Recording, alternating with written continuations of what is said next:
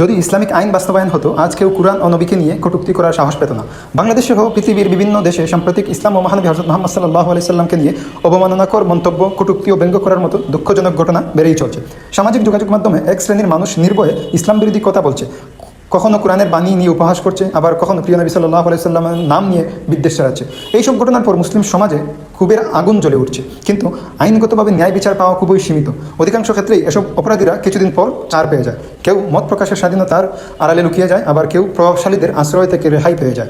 ইসলামে নবীজি সাল্লাল্লাহু আলাইহি সাল্লাম ও কোরআনের মর্যাদা রক্ষার বিষয়টি শুধু ধর্মীয় আবেগ নয়, এটি ঈমানের অংশ। আল্লাহ তাআলা বলেন, যে ব্যক্তি আল্লাহ ও তার রাসূলকে কষ্ট দেয়, তার জন্য দুনিয়া ও আখিরাতের কঠিন শাস্তি নির্ধারণ রয়েছে। সূরা আযহাবের 57 নং আয়াত। নবী সাল্লাল্লাহু আলাইহি সাল্লামের প্রতি অবমাননা করা ইসলামী শরিয়াতের দৃষ্টিতে গুরুতর অপরাধ। খলিফা ও ইসলামিক রাষ্ট্রে এই ধরনের অপরাধের জন্য কঠোর শাস্তি নির্ধারিত ছিল, যাতে কেউ ভবিষ্যতে সাহস না পায় এমন কাজ করতে। আজ আমরা মুসলমান হয়েও ইসলামিক আইন থেকে অনেক দূরে সরে গেছি। ফলাফল, নবীজি সাল্লাল্লাহু আলাইহি সাল্লাম অপমাননা করার মতো অপরাধীরা আইনের ফাঁক গলে মুক্তি পায়, আর সাধারণ মানুষ অসহায়ের ক্ষোভ প্রকাশ করে ফেসবুক বা মসজিদের দোয়ায়।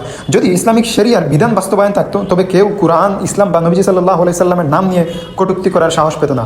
আইন থাকলে সমাজে শান্তি থাকতো, ন্যায় বিচার থাকতো, আর মুসলমানদের ঈমান ও ভালোবাসার প্রতীক মহানবী সাল্লাল্লাহু আলাইহি সাল্লামের মর্যাদা নিরাপদ থাকতো।